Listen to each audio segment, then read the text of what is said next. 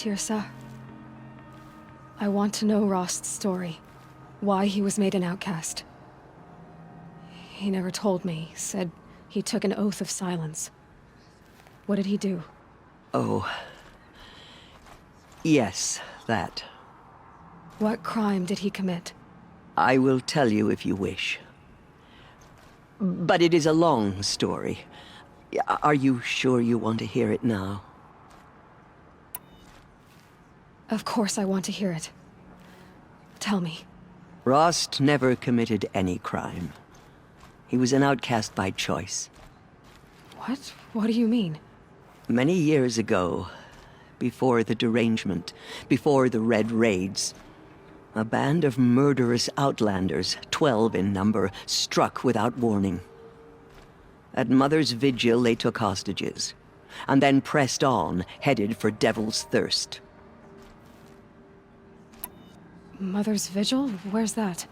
You would know it as the Forsaken Village, near the Karja border.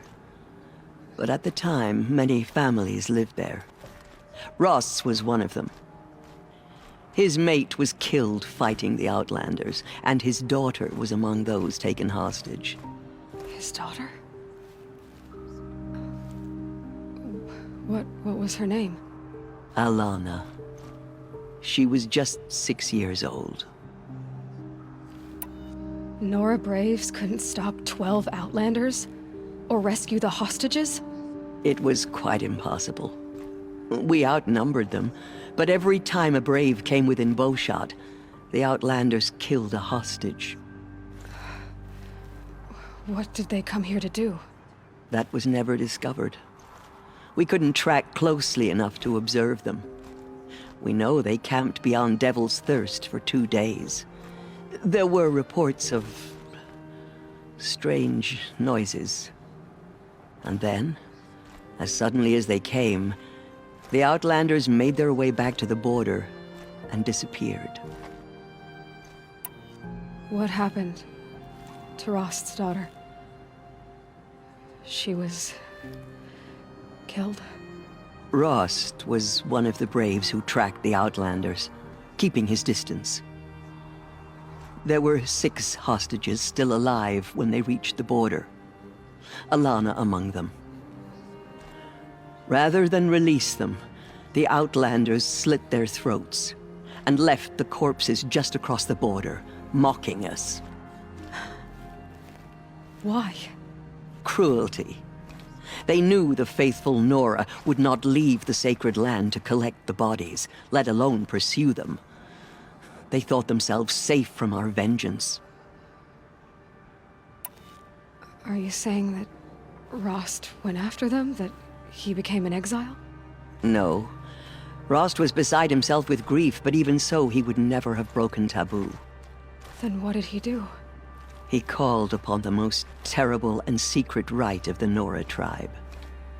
He begged to be made a Death Seeker. A Death Seeker? What is that? One who dies to go seeking, and in seeking, brings death to others. The ritual drags the spirit from one's body, releasing it to All Mother's care. The heart beats, the mind thinks, but the spirit has moved on. I don't understand. Rost went after the Outlanders, but his spirit never left. It remained here with All Mother. He gathered the bodies of the slain and returned them. And then he set out in pursuit, not as an exile, but a weapon of vengeance. A barbed arrow shot from a bow, never to return. But Rost did return. Yes. A full year later. And terribly wounded. He collapsed at the border of the sacred land. A hunting party came upon him. He was delirious. In agony. By law, he should have died where he lay. But one of the hunters broke taboo, and reaching across the border, she dragged him to our side. Who was she? A brave who'd lost a mate and 2 sons to the very outlanders that Rost pursued.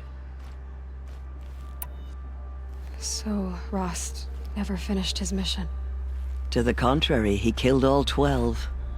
Tracked them to disparate places the world over, he said. Meridian, Ban-Ur, the Claim, Utaru Land, further even, into the Forbidden West.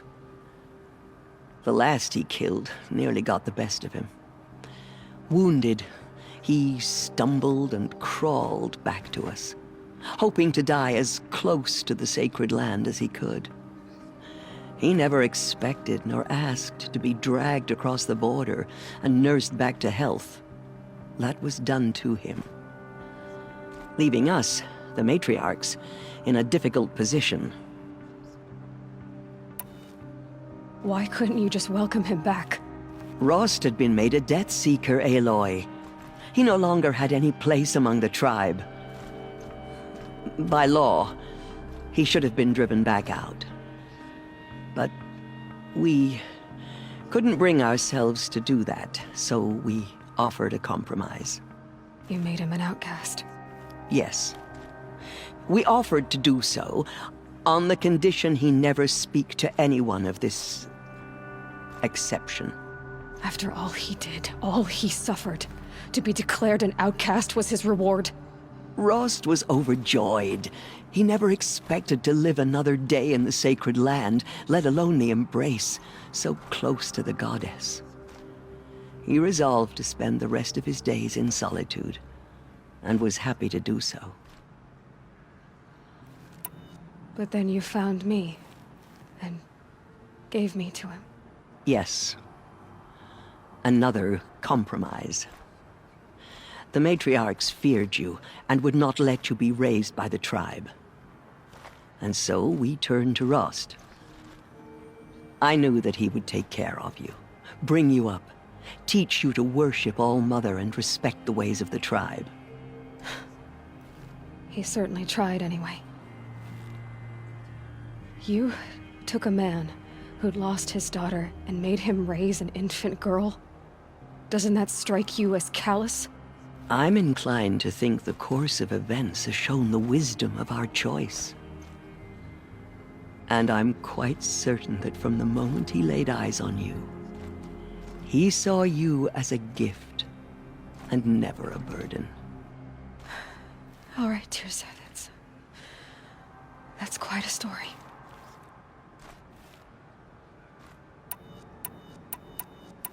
It's time for me to move on. I thank you for doing what you could to help me through the years, and for telling me Rost's story.